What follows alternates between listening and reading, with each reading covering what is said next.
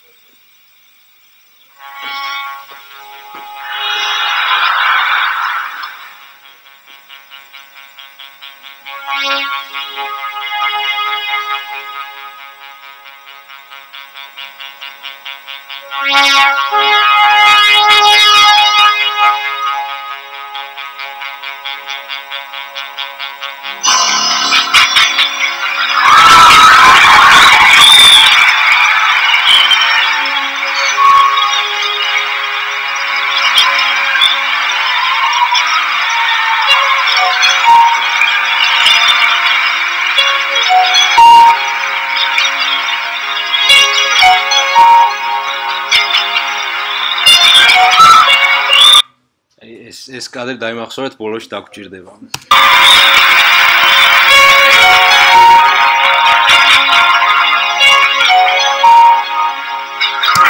ხო და ნუ მოკლედ გაგიჟდა გადაირია ხალხი მაგაზე რომ ესე იგი ის ყველაფერი რასაც ამდენ სწავლობდნენ შეიძლებოდა რომ უკვე კომპიუტერში გაკეთებულიყო, მაგრამ ეგ ყველაფერი ის არისო, ანუ სტივ ჯობს უყვარდა ძალიან რომ დაედგა შოუ იმ ყველაფრის პრეზენტირებისას, რასაც ხალხს აჩვენებდა.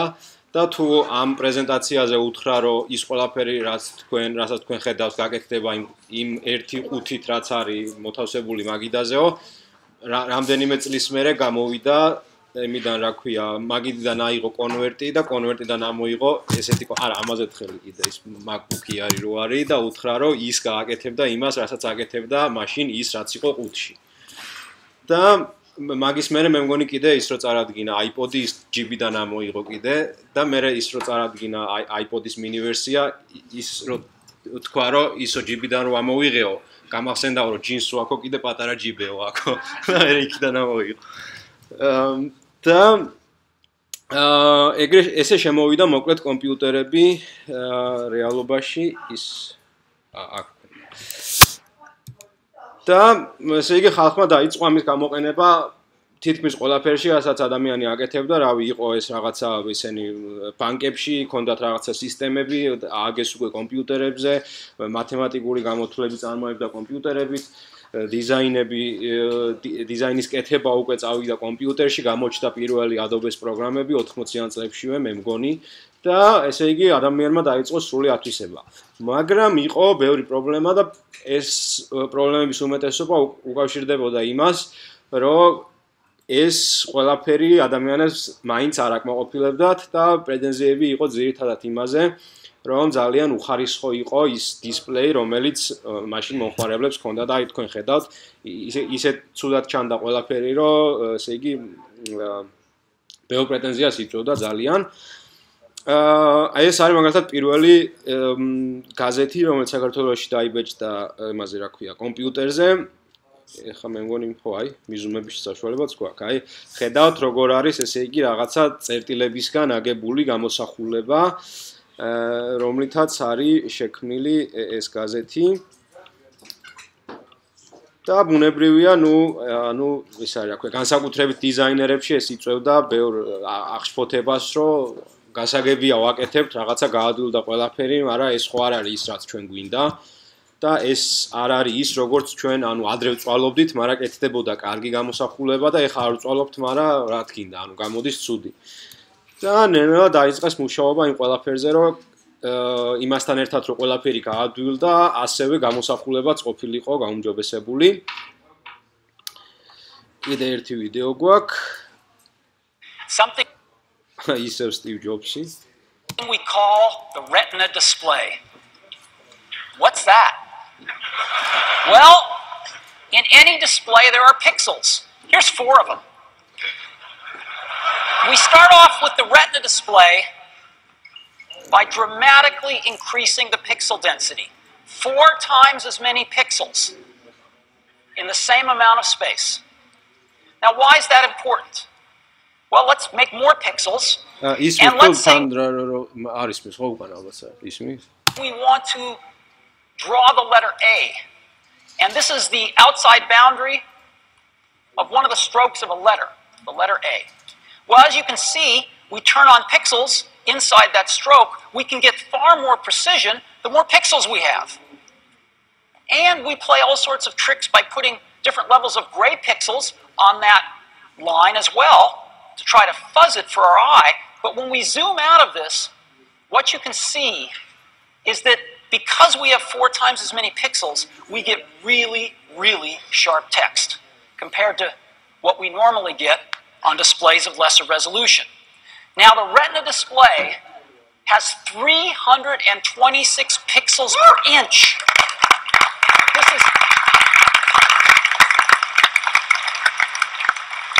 There's never been a display like this on a phone. People haven't even dreamed about a display like this on a phone. But it's more than that. It turns out that there's a magic... აი საინტერესო არის ხა.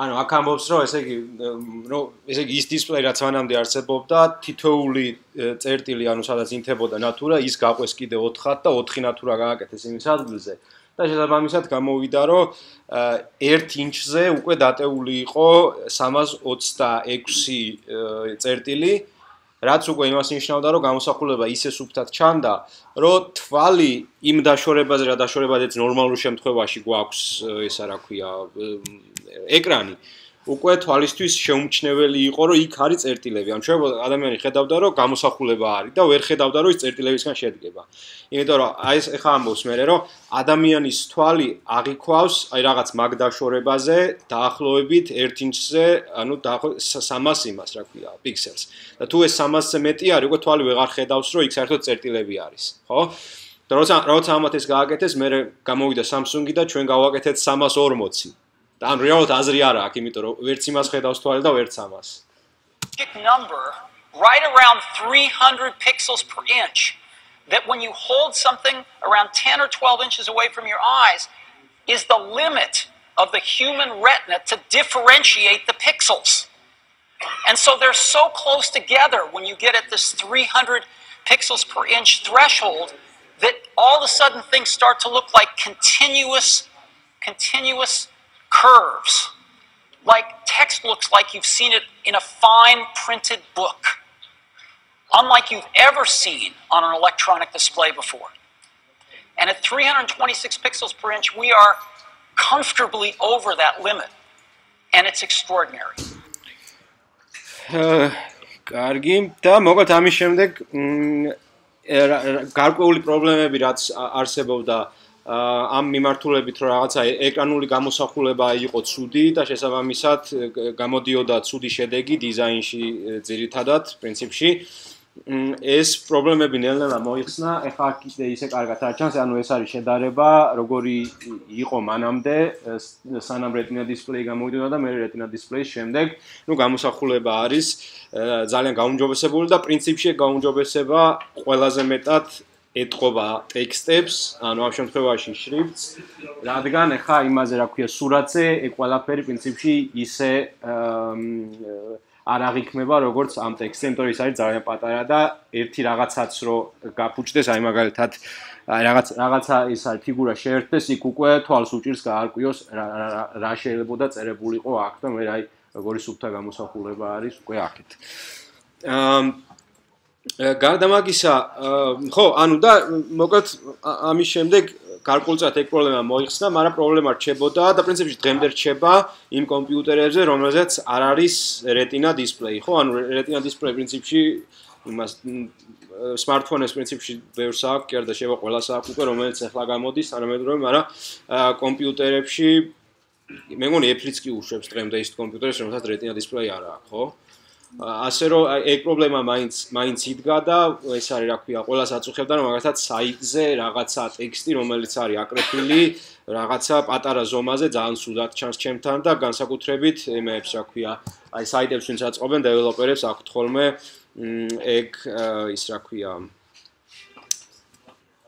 შეშფოთება რომ ეს არის რა ქვია აი რაღაც ქართული ისენი ფონტები ცუდად იკითხება პატარა ზომებზე რო ვსვავთ და მოდი ეგ არ ჩავსვათ და რაღაცა სხვა ჩავსვათ და აი ხა ეგ არ ჩავსვათ და რაღაცა სხვა ჩავსვათ ეგეც რატო ხდება ხოლმე ეგეც რო ვთქვათ იმიტომ რომ რამდენიმე შრიფტი არის სულ რომელიც არის ჰინტირებული ესე იგი ჰინტირება რას ქვია რომ თითოეულ ასონიშანს აქ მითითებული რომ აი რო შემცირდება ზომაში ვთქვათ 10 პიქსელზე რა ადგილზე უნდა იყოს ანთებული ნათურები რომ გამოსახულება იყოს კარგი მაგრამ ეგ არის იმხელა სამუშაო რომ პრინციპში ლათინური შრიფტებიც კი ძალიან ცოტა არის ისეთი რომელიც არის ჰინტირებული და გათვლილი არის რომ აი პატარა ზომებში კარგად იყოს კითხვადი ეგენი არის ყველასთვის ცნობილი არეალი ჯორჯია, ვერდანა და ამდაგვარი შრიფტები, რომელსაც სხვადასხვა არის იმაში მეილებში იყენებენ ხოლმე, მეილებში არის ჩამონათვალი ხოლმე ძირითადად ეგენი და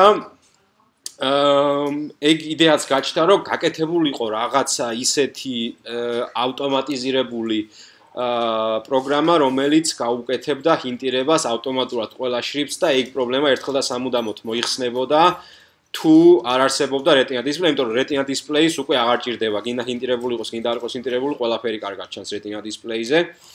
და ეს არის ადამიანი ვერნერ ლემბერგი, რომელმაც გააკეთა უფასო პროექტი, რომელსაც ჰქვია TTF AutoHint და შექმნა მოდული, რომელიც ესე იგი ცნობს, ასოებს და იმის მიხედვით უკეთებს ჰინტირებას თუ რომელ ენას შეესაბამებიან ეს ასოები, ესე იგი ამ პროგრამაში არის მითითებული, რომ აი ვთქვათ, ქართული ასონიშნების შემთხვევაში ისა რა ქვია, რაღაც შუა ხაზი გადის ამ ასოზე აქ, ის რაღაცა ის ვერტიკალური ხაზები გადის აქ, ჰორიზონტალური ხაზები გადის აქ და ავტომატურად ეს პროგრამა უკეთებს ჰინტირებას ის არის სხვადასხვა ენას და აი GeoLab-დან შარშან დავიწყეთ კომუნიკაცია ამ ადამიანთან, რომ ქართულის ჩამატებოდა ამ ყველაფერს და შარშან ჩაემატა უკვე აი ქართული აქ არის ესა რა ქვია ამ იმას რა ქვია მოკლედ პროგრამას და დღეს შეიძლება რომ აი ეს არის შედეგი ვთქვათ როგორ იყო მანამდე და როგორ შეიძლება იყოს შემდეგ აი ეგ დააკვირდით როცა არ არსებობს ეს ჰინტირება რომელიღაც ზომაზე უკვე იმას რა ქვია რენდერირების სისტემას უჭირს გაიგოს აი ეს ზედა ხაზი სადაც არის უნდა გააკეთოს 1 პიქსელზე აწიოს 2 პიქსელზე როგორი უნდა იყოს გამოსახულება მაგის გარკვევა ჭირს და აი უკვე იმის რა ქვია ამ ავტოჰინტირების გამოყენების შემთხვევაში უკვე არის შედეგი ის რომ გამოსახულება არის ბევრად უკეთესი ეს არის გადიდებული რა თქმა უნდა ანუ ეგეთი არ არის თუმცა ეს არის უფრო რაღაც ლაითი შემთხვევა, ამაზე უარესი შემთხვევებიც არის, ანუ როცა ძალიან ცუდიდან შეიძლება მიიღოს ძალიან კარგი შედეგი და აი აქ არის ეგ გიფი გაკეთებული.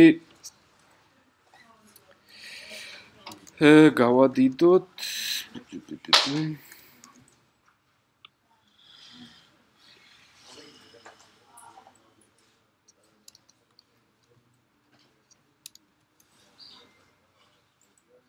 ხო, აი გააკვირდეთ, ესე იგი წითელი არის ის, რაც იყო მანამდე და მწვანე არის ის, რაც იყო ამ ავტოჰინტირების შემდეგ.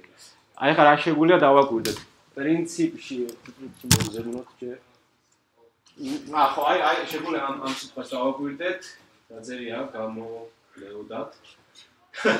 ხო და ეს არის, აი გააკვირდით, როგორი მაღლა არის და აი ლ არის აბლა ეგ იმიტომ რომ რაღაც პატარა იმაზე რა ქვია ზომაზე უკვე რენდერინგის სისტემა ვეღარ იგებდა. შეიძლება ამ შრიფტში არის ისე რომ არის რაღაცა 1 პოინტით უფრო მაღლა და როცა რაღაცა პიქსელების რაოდენობა მცირდება ამ რენდერინგის სისტემას გონია რომ ეგ 1 პოინტი ნიშნავს იმას რომ 1 პიქსელით მაღლა უნდა აღტუნოს და ვიღებთ უკვე ეგეთ შედეგს რაც არის პრინციპი ძალიან ცუდი, რასაც ვქი, ანუ დახტიან ასოები თუ რა ვიცი ცეკვავენ თუ რა შეიძლება დავარქვათ. და კიდე მსგავსი ის სად არის? ხო, აი ლს რო დავაკვირდეთ, აი როგორი არის და ეს არის წითელი, ეს არის მწვანე. ეს არის წითელი, ეს არის მწვანე. ანუ ბევრად უკეთესი შედეგი მიიღება მოკლედ და ეს არის მოკლედ რაღაცა ის შემთხვევა, როგორ შეგვიძლია თუ retina display არ გვაქვს, ესე იგი მაინც რაღაც გარკვეულ დონეზე მივიღოთ კარგი შედეგი, ანუ ვიზუალურადაც რო იყოს გაუმჯობესებული გამოსახულება, მაგრამ როგორც თქვი, ან ჯერ კიდე ჯობსმა როდის წარადგინა ის retina display და ის დღეს რო იყოს დანერგილი ყველგან აბსოლუტურად და ყველას რო ყველა ეკრანზე გქონდეს retina display, ამდენს აღარ ვიწვალებდით, მაგრამ რა ვიცი, არ უჯერებენ ჯობს თუ როგორ არის საქმე, არ ვიცი ეგ. ნუ ყოველ შემთხვევაში ესეთ სხვადასხვა ხერხების გამოგონება უწევს ადამიანს, რომ მიიღოს ის შედეგი, რაც წესით, ასე რა ქვია, retina display-ზე აღარ არის ხოლმე საჭირო. ნუ კაი, მოკლედ, დაუბრუნდეთ ამას. I don't think people ეს ძალიან კაი ის არის, რა ქვია, ტრეილერი არის ფილმის. მაშინ რა ქვია, ვარშავაში იყო ამ ფილმის ჩვენება, აჩვენეს იმას, რა ქვია, ერთ კონფერენციაზე, შრიფტის ასოციაციის რაღაც კონფერენცია იყო და იმის მერე ვერ ვნახე, რომ რაღაც ეგ ფილმი დევს, ან მარტო ტრეილერი არის, მე მგონი ინტერნეტში დღეს, მაგრამ ეგ ტრეილერიც კი ძალიან საინტერესო არის, რომელიც ხსნის, როგორ განვითარდა ყველაფერი იგივე დიზაინში და რაღაც როგორ წამოვედით რაღაცა იმ პრიმიტიული მეთოდებიდან და როგორ მოვედით კომპიუტერებამდე. People today realize how mathematical and detailed the whole construction of pages was, and still is. It's just done behind the scenes for you automatically. It must be obvious now to those of us employed in the graphic arts that we will, in the next 5 years, undergo more changes than any other industry in the history of our country. Your original question was, tell me about the typesetting process. It's part of a much larger picture. If you look at the evolution of printing, there were many reasons why photo typesetting overtook hot metal. Or it is by tape that future equipment will be reached. You would ring the typesetter, you would name your typeface, you would read the text over, and you would get it back. There was no WYSIWYG. You couldn't see what you were doing. It was just a bunch of codes. Sometimes it came back the way you envisioned it, and sometimes it didn't. The important thing is not to panic. Whatever you've lost, it's around here somewhere. I hated doing paste up. I was terrible at it. Today, the printed word is expressed and executed with technological advancements never dreamed possible even a few years ago. Any new technology is always going to have reactionaries, and it's going to have experimenters, and it's kind of wonderful to see both things come together. It's amazing how quickly the technology changed from the 70s to the 80s to the 90s. Hello, I am Macintosh. All of that old technology just gone. Well, what are you going to call this new invention? I blurted out, well, we might call it desktop publishing. Being able to directly manipulate type, photography, color, that's what it's all about. That's the revolution. You could actually design a typeface on a lark. This is the first one that I did, this one, look. Up until 1960, 70, if Gutenberg came back, Gutenberg would have been comfortable in that studio.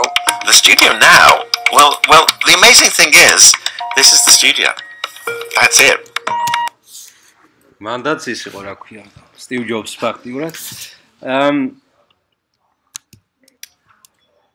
ხო და ეს არის რა ქვია მოკლედ ანუ ეგრე განვითარდა ყველაფერი რომ ის რაც უწევდა რაღაცა იმას დამკვეთს რომ მისულიყო ერთ სტუდიაში მეორე სტუდიაში და რაღაცა ერთი ბროშურისთვის გაევლო რაღაცა ერთთვიანი გზა შეუძლია დაждდეს დღეს და რაღაცა გააკეთოს ამაში რომელიც არის დღეს ჩვენი სტუდია პრაქტიკულად მაგრამ ნუ როგორც ვთქვით უკვე რამდენჯერმე ის ყველაფერი დღემდე არ არის ბოლომდე ინტეგრირებული ამ სტუდიაში რაც თქვათ ადრე იყო შესაძლებელი და რაც უწევდათ ადამიანებს რომ ხელით გაიკეთებინათ და ხელით ამას აკეთებდნენ ის ყველაფერი უკვე რთულდებოდა რომ გაკეთებულიყო კომპიუტერში და რაღაც ნაბიჯ დღესაც არ ვარ ბოლომდე მისული რომ ის ყველაფერი იყოს ინტეგრირებული კომპიუტერებში რაც ადრე იყო შესაძლებელი ხელით როცა ბეჭდავდნენ წიგნებს თქვათ ხო აი მაგალითად ეს არის ერთი მაგალითი აი ეს პირველი წიგნი რო ვახსენე სუთავში ის რა ქვია რომში რო დაიბეჭდა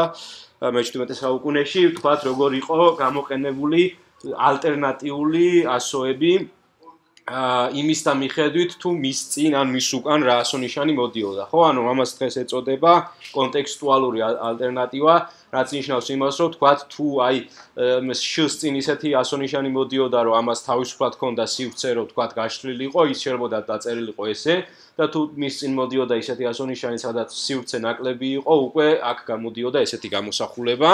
რაც პრინციპში ძალიან იშვიათად და შეიძლება საერთოდაც არ გვხვდებოდეს დღევანდელ იმეებში, რა ქვია, ფონტებში, თუმცა ამისი შესაძლებლობა პროგრამებს აქვთ, ანუ თუ იმაში, რა ქვია, ფაილში, ანუ ფონტ ფაილში არის ჩაშენებული ინფორმაცია და შესაბამისად ორი გამოსახულება და მითითებული არის, რომ აი რომელი ასონიშნის შემდეგ რომელი გამოსახულება წამოვიდეს, ეგ ავტომატურად შეიძლება რომ მოხდეს, თუმცა გარდა მაგისა არის კიდე ბევრი სხვადასხვა ფუნქციები, რაც არის მაგალითად სტილისტური ალტერნატივა, ესე იგი არა კონტექსტზე დამოკიდებული, არამედ აი მე როგორი მინდა, მაგას უკვე ამ ღილაკზე დაჭერით შეგვიძლია გამოვიტანოთ, ამ კიდე ლიგატურები და ბევრი ანუ სხვადასხვანაირი ალტერნატივები, ისი შესაძლებლობაც იყო ვთქვათ ძველ წიგნებში, შეიძლება რომ ის ყველაფერი იყოს ინტეგრირებული ამ სტუდიაშიც. და ეგ ყველაფერი შესაძლებელი გახდა მას მერე, რაც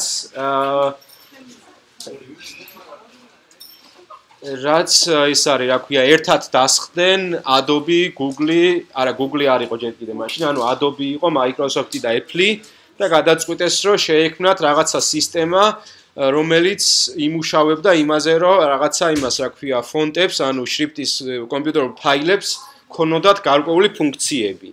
და ეს იყო, ისა რა ქვია, ეს იყო ეგრეთ წოდებული open type ვარიაციები და იგივე open type ვარიაცია არის ის, რომ შეგვიძლია ლიგატურები, ანუ გადაბმები გამოვიყენოთ. თუმცა მაგალითად დღემდე არ არის შესაძლებელი ის, რომ სხვადასხვა ზომაში რომ ადრე ტექსტი იწერებოდა, მაგალითად ეს არის ერთი და იგივე შრიფტით დაწერილი, უბრალოდ ამ შრიფტის სხვა ვერსია არის გამოყენებული დიდად და ანუ ესე იგი დიდ ზომაზე დაწერილი ტექსტი, ამათ D-ს დააკვირდით აქ და მერე დააკვირდით აქ, განსხვავებას ხედავთ ალბათ, ანუ შუა ტანი არის უფრო დიდი და ქვედა ტანი არის უფრო პატარა, აი აქ, ვიდრე აქ. იგივე ხდება აქ, აი ეს თქვათ R-ს ზედა ნაწილი, ხო, აი ეს თავი რაც არის აი აქ არის უფრო დიდი ვიდრე აქ. ხო? ანუ ეს ემსახურებოდა იმას, რომ შუატანი რახან მეტ რაღაცას იტევს თავის თავში, პატარა ზომაზე დაბეჭდილ შემთხვევაში ყოფილიყო ეს შუატანი უფრო დიდი, რომ კითხვისას ყოფილიყო უფრო ადვილი წასაკითხი.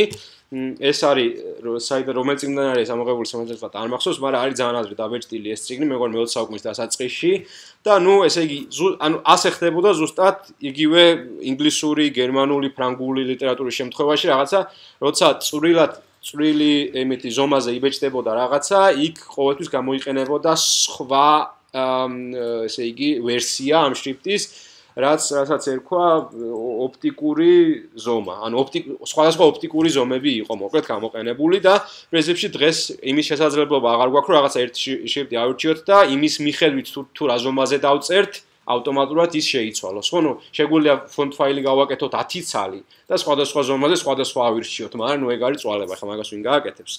და მაგალითად ისევ Apple ამჯერად როცა ეს ინიციატივა განახორციელა Apple-მა ჯობსი აღარ იყო ცოცხალი, ამიტომ სხვამ წარადგინა ეგ ყველაფერი, მაგრამ ნახოთ, ესე იგი როგორ გადაჭრეს ეგ პრობლემა, რომ თქვათ ადრე წიგნებში იყო შესაძლებელი ეს ოპტიკური ზომები და დღეს აღარ არის კომპიუტერებში შესაძლებელი, როგორ გადაჭრეს ამათ ეგ პრობლემა.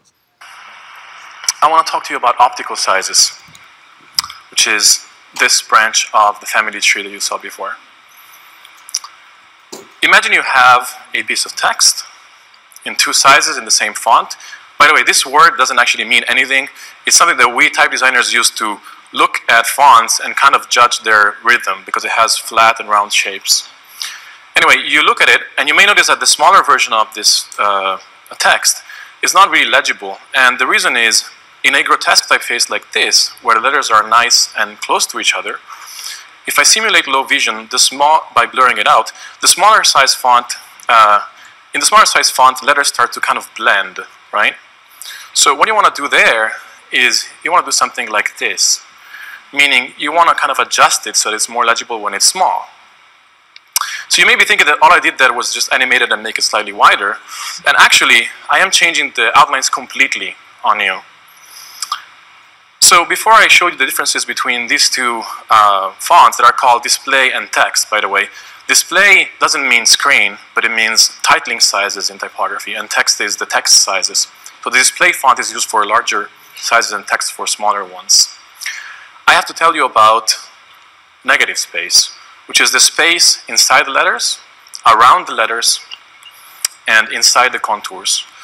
Negative space is critical for telling shapes apart and for reading them.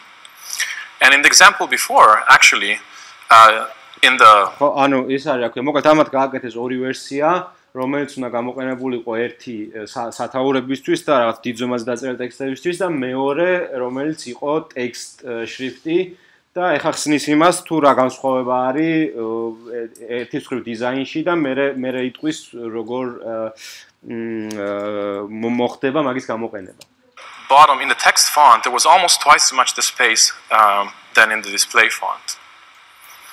So another thing that could be an issue in grotesque typefaces, such as San Francisco, is that these shapes look beautiful when they're really large, but they have similar structure and they can become confusable. So when you superimpose them, you may notice that they all have the same overall morphology, which means they all have these areas at the top and at the bottom that are curvy.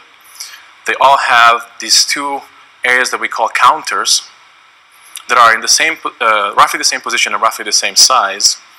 They also have this semi-horizontal area in the middle.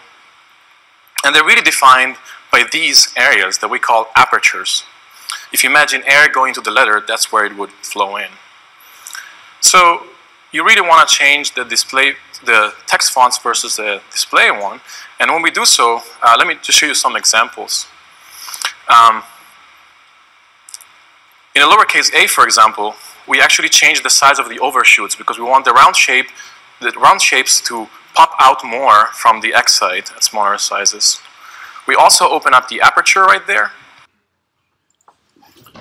პატარა დეტალი კიდე დავგვიდით. ანუ ხო გარდა იმისა, რომ თქვათ ეს არის რა ქვია, ეს სივრცე რო არ დახურულიყო პატარა ზომებზე, ხო? ანუ ტექსტ ვერსიის შემთხვევაში, აი ეს ლუჯი რაც არის, იგი უფრო აწიესეს. არა ისეთ პატარა დეტალებსაც კი მიაქცეს ყურადღება, რომელიც არის აი აქ. და ეს პრინციპი მე მგონი მაგას არ ამბობს და შეიძლება მაგითაც ცუდად ჩანს. თქვათ თუ დისპლეის შემთხვევაში, რომელიც არის სტაფილოსფერი აქ, აი ეს გამოდიოდა ერთი წერტილიდან, ხო? აი ეს აი მაშინ რა ქვია, ტექსტ ვერსიის შემთხვევაში აი აქ არის დასმული ორი წერტილი, გვერდი. რომ მეტი სივრცე ყოფილიყო აქ თეთრი და უკვე ეს გამოდის ერთი წერტილიდან, მე აქ გადის ჰორიზონტალურად ხაზი და ეს გამოდის უკვე მეორე წერტილიდან, რომ აქ შეიქმნას რაღაცა თეთრი სივრცე მეტი. ხო, ანუ ეგეთ პატარა დეტალებზეც არის ყურადღება გამახვილებული მაგ ტექსტ ვერსიაში. And we do the same at the bottom of the lowercase g. In the lowercase s, we open up these apertures as well. We make the R nose or flag larger, and we do the same with the lowercase f and the lowercase t. They're larger and slightly taller. The lowercase I is an interesting one because what happens there is the dot on the I visually starts to collide with the stem at really small sizes, and so we actually make it larger and higher up. So there are two distinct font families in SF and SF Compact. They are called display and text, and they are used at different point sizes. The system automatically switches between the two for you, so you don't have to do anything to adopt them. And that's optical sizes. Thank you. ხო, და ანუ ამათ გააკეთეს ისე, რომ ანუ რახან ესენ თვითონაც წარმოებენ ოპერაციულ სისტემებს, რაინ აღულებათ, ანუ ჩააშენეს ისე, რომ როცა ვთქვათ ამ ფონტით თუ ამ შრიფტით რაღაც ტექსტს დავწერთ, სისტემა ავტომატურად მიხვდება, რომ თუ არის დაწერილი რა იყო იქ 19-ზე, ხო მე მგონი 19 ზომაზე ზევით თუ არის ავტომატურად გამოიყენებს display ვერსიას და 19 ზომაზე ქვევით თუ არის ავტომატურად გამოიყენებს იმას რა ქვია text ვერსიას.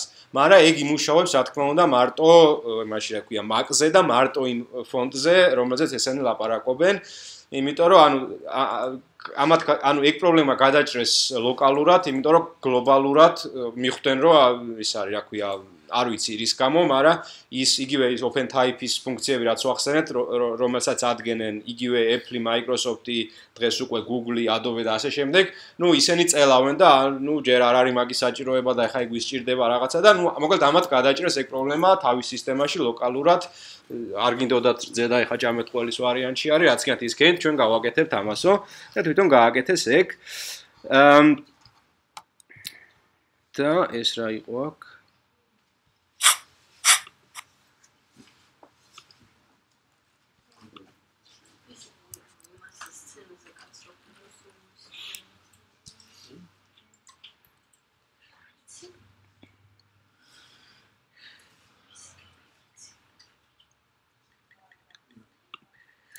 კარგი, ეს გქონდა მაგრამ ხო, კაი, მოდი ნახოთ ბარემ ეგეც რახან არის.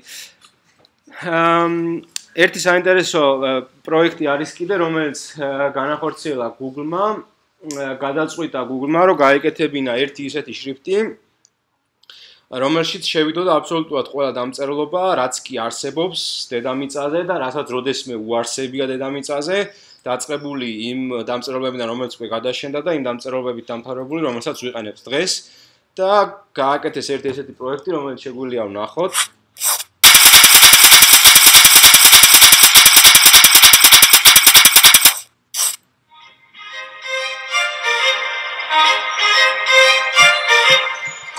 Now, tofu is this Asian food. It's made from bean curd, and usually when you go order a restaurant, it comes in these rectangular pieces. On a lot of computers, when fonts had problems and they didn't have them, they were missing that character, you would see a square rectangle.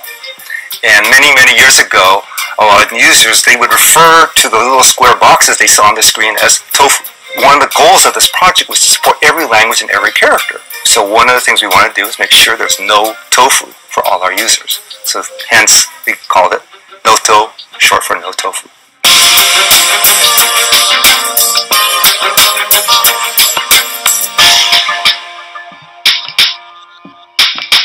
Google started as a search company.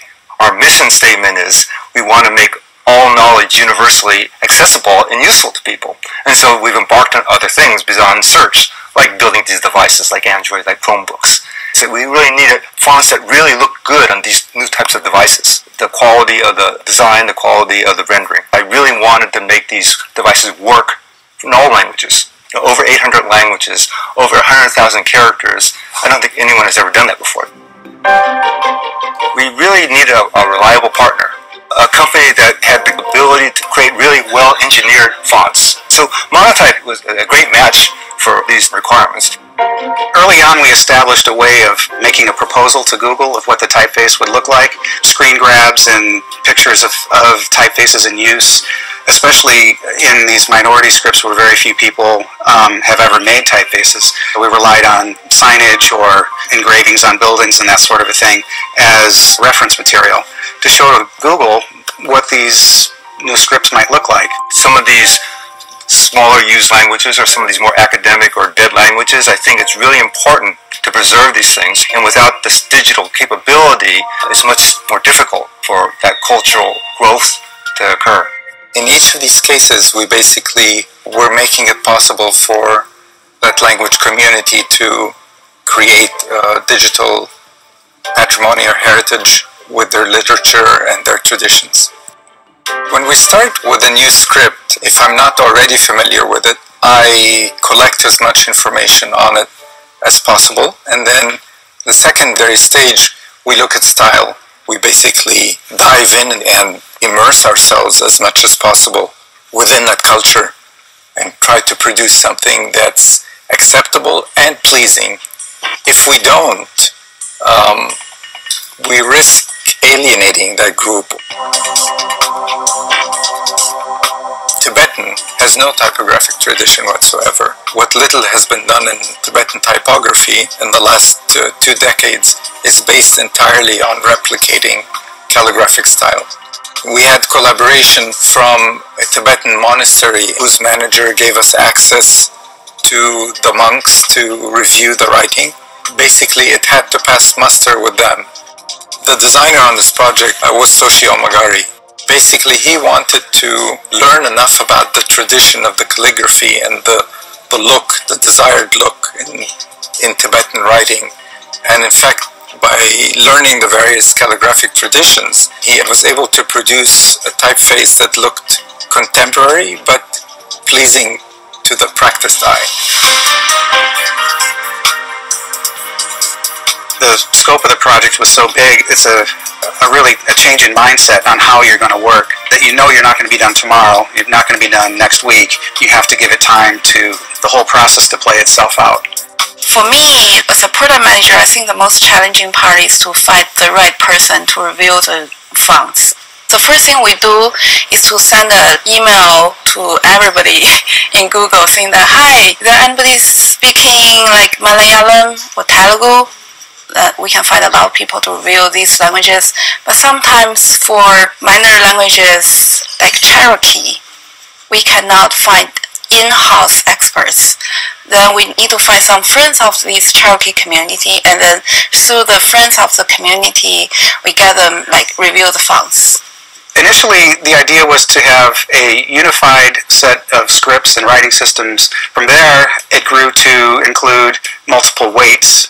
The number of characters included in just the Latin fonts is 3,300 characters per weight, so it grew quite geometrically from the original concept. It was a big investment. It was a big investment of time, of engineering, of money. And the other thing about this font, it's open source, so it's not just for our products, it's for all products that want to use it. Any person in the world that wants to use these fonts, they're at their disposal. Basically, we got emails every day saying that, can we use this font in our automation system? Can we use this in the TV on the flight? Yes. Our answer is always yes, you can use this. Feel free. The aim is to provide digital representation to all the scripts in the Unicode standard. That is something that many different language communities could not afford to do on their own, and Google has been the benefactor in funding this work, and in many cases we've produced the first font ever to serve a particular language community. We're not quite done yet. We've got the sans serif family pretty much done, and we're in progress with the serif family. I think that the quality of it, the design work we put into it, I think we really came out with a really good product, solving something that no one else has done before. ხო და რატო არის ხა ეს მნიშვნელოვანი ეგ პროექტი რო გააკეთეს მაგასაც გეტყვით ამ პროექტის ფარგლებში გააკეთეს პრინციპში ქართულიც რომელიც შეგვიძლია ვნახოთ თუ ჯერ არა მოიცადე ეგის ლინკია თუ სხვა ლინკია ხო ეგის ლინკია კაი მაგრამ სანამ მაგამდე მივალთ არის კიდე ეს და რა არის ეს არის იგივე ღონისძიება, რა ღონისძიებადაც აი ის ფილმი აჩვენეს, მაშინ რო გითხარით, ტრეილერი არის მარტო თქო და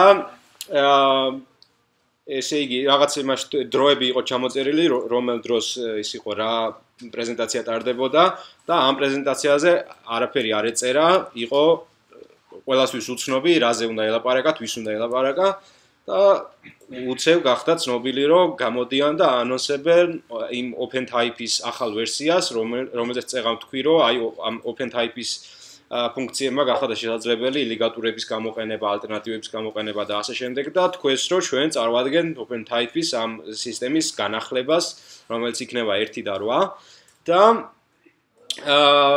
ესე იგი ამ იმაში სამუშაო ჯგუფში იყვნენ Adobe, Apple, Google და Microsoft-ი მაგრამ თუ წინა იმეებში ვიდეოებში რაც ვნახეთ, ყოველთვის Apple იყო ხოლმე წინ, ამ ეს შეხვედრა გახსნა Microsoft-ის წარმომადგენელმა, ამ ტიპმა, რომელიც მივიდა, ვაიმე, ამ მაგიდიდან მაგიდაზე დადებული მაკი ჩამოდო ამ ქვევით მაგიდაზე, თავისი Windows laptop-ი დადო, შეუერთა პრეზენტაცია და იქიდან გააგრძელა ამ ყველაფერზე ლაპარაკი და შუაგზაში გაუჭედა.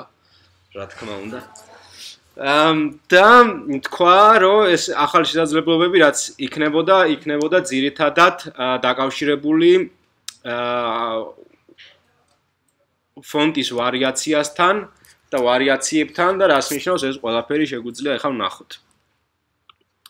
აი ეს არის ზუსტად ის Google-ის ნოტო, წეგან ვიდეო რაზეც ვნახეთ და ეს კი არის იმ open type 1 და 8-ის შესაძლებლობები, ანუ წინა ორი რაც ვნახეთ, იმეების შეჯამება პრაქტიკულად ეს.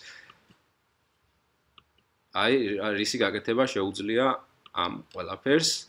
ანუ ეს არის რეალურად რა, რომ ანუ shift-ში არის გათვლილი რამდენიმე სისქე, ანუ თქვა დაწყებული აქედან, გაკეთებული არის ღერძებად, მერე ეს და მას რა ქვია, ამ open type-ის საშუალებით შესაძლებელი არის, რომ თქვა მომხმარებელმა მომავალში უკვე გადაწყვიტოს, აი რომელი სისქე უნდა აირჩიოს თვითონ ესე და არა თქვა აქედან რაც არის, მას რა ქვია, მოცემული სისქეები და ესე იგი ნებისმიერი შეუძლია აქედან გამოიყენოს უბრალოდ ბუნებრივია ეგ უნდა ჩაშენდეს მერე იგივე Adobe-ის პროგრამებში, იგივე Microsoft-ში, იგივე ვთქვათ CSS-ში, ვინც ვებსაიტებს აკეთებს, ეცოდინება რომ შეუძლია ეხლა თუ წერს რაღაცა რეგულარი 400, შეუძლია მერე ჩაწეროს რაღაცა რეგულარი 355 და გამოიტანს სხვანაირი სისქისას და გარდა მაგისა რომ ეგ შესაძლებლობა არის რომ სისქეები ვარეგულიროთ, შესაძლებელი არის რომ აი სიგანეებიც კი შევცვალოთ თუ რა თქმა უნდა font file-ში არის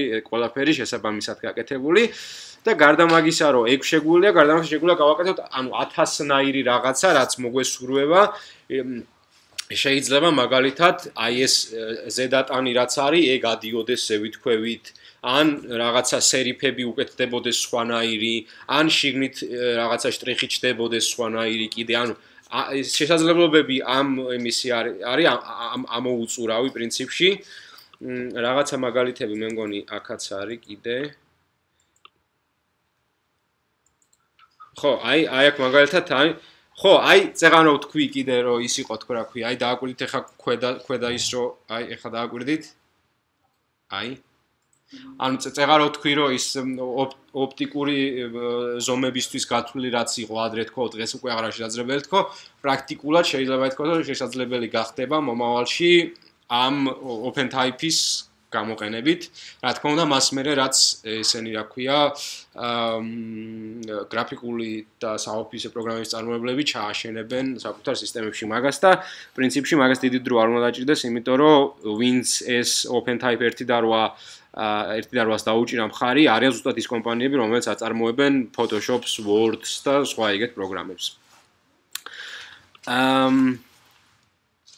ხო და ეს იყო მერე ნუ ერთი წლის თავზე შედეგები როცა განიხილეს რა იყო თქვათ მანამდე open type 1 და 7 რა შესაძლებლობები ჰქონდა და რა შესაძლებლობები აქვს open type 1 და 8-ს არის შედარება მაგ ამბავში ეს რა არის აქ აღარ ვიცი ხო მაიცანე ხო ეს არის პრინციპში ბოლო სლაიდი არის და მოუჩით ეს არის თავში რო გითხარით დაიმახსოვრეთ თქო ეგ ყველაფერი თქო მოვედით ისევ აქ და რატომ მოვედით აქ ამ ტიპებს ჰქონდათ ეგეთი პროექტი გაკეთებული ერთი რომ აი იმ open type-ის ფუნქციის გამოყენებით რომ ესე იგი რაღაც ღერძები პრინციპში ანიმაცია როგორც არის ხო იქაც რა ქვია იმ ფრეიმებს თუ რას ეძახიან ანიმაციას რო აკეთებენ ანუ აკეთებენ თქვა აი როგორ იყოს პირველი პოზიცია მეორე პოზიცია ხო და ანუ აქედან აქამდე როგორ ხდება ისა მისვლა ხო ანუ პრაქტიკულად ამ ფონტის შემთხვევაშიც კეთდება ეგრე რომ კეთდება ერთი ღერძი ანუ light-ი მერე კეთდება რეგულარი მერე კეთდება სიტყვაზე bold-ი და შესაძლებელია რომ იქიდან აქამდე იყოს ანიმირებული რაღაც თამაში იყოს გაკეთებული რა და ამ ადამიანებმა გააკეთეს ისა რა ქვია შრიფტი ეგეთი რომ ესე იგი რაღაც საწყისი პუნქტები არის თქვათ აი იმას როგორ დავწერდით სიტყვაზე ას ხო გაკეთებული არის პირველი ნაბიჯი მეორე ნაბიჯი მესამე ნაბიჯი მეოთხე ნაბიჯი და ეს შეიძლება რომ ამ სლაიდერის საშუალებით ასოები დაიწეროს ესე რა ხო ხვდებით და მე აჩვენებენ ამ ვიდეოს, რომ თქვათ, აი 30 წლის წინ რაც გვაჩვენა სტივ ჯობსმა, პრაქტიკულად იგივე გავაკეთებთ ჩვენო.